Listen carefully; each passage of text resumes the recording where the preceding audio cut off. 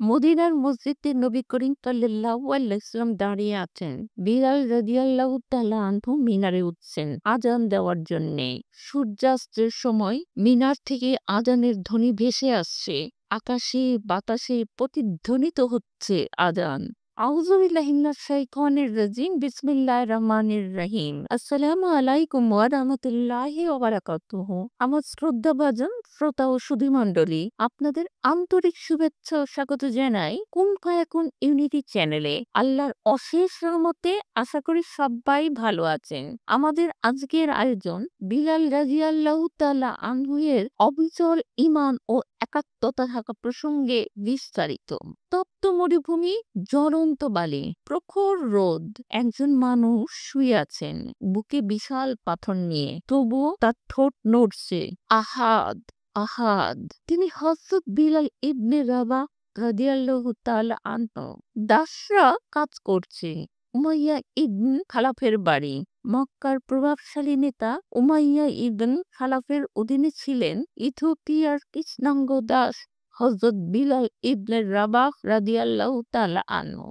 যখন ইসলাম তার অন্তরে আলো জ্বালালো, তিনি ঘোষণা দিলেন, আল্লাহ এক, মুহাম্মদ সাল্লাল্লাহু আলাইহি সাল্লাম আল্লাহর রাসূল। এই ঘোষণা মক্কার কুরাইশ নেতাদের কাছে ছিল বিদ্রোহের সমান। বিলাল রাদিয়াল্লাহু তাআলা আনহুকে মরুভূমিতে ফেলে রাখা হতো, তার হাত পা বাঁধা, বুকে বিশাল পাথর চাপা দিয়ে রাখা। প্রখর দুপুরের তাকে টেনে নিয়ে আসা হতো জ্বলন্ত বালুর উপর। বুকে রাখা হতো বিশাল পাথর, যাতে তার শ্বাস নেওয়া কঠিন হয়ে যায়। তাকে বলা হতো, মুহাম্মদকে অস্বীকার করো, মূর্তিদের পূজা করো। কিন্তু তিনি উত্তর দিতেন, আহাদ, আহাদ, অর্থাৎ আল্লাহ এক, আল্লাহ এক। তার দেহ জ্বলছিল, কিন্তু ঈমান অটল ছিল।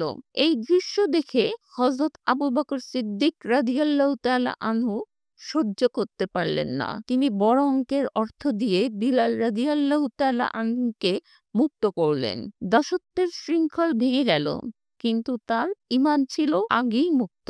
মদিনার মসজিদে নবী করিম সাল্লাল্লাহু আলাইহি ওয়াসাল্লাম দাঁড়িয়ে আছেন। বিলাল রাদিয়াল্লাহু তাআলা আনহু মিনারে উঠছেন নবীজির আদেশ পালন করতে। হিজরতের পর মদিনায় এসে নবী করিম সাল্লাল্লাহু আলাইহি ওয়াসাল্লাম তাকে দিলেন একটি বিশেষ দায়িত্ব।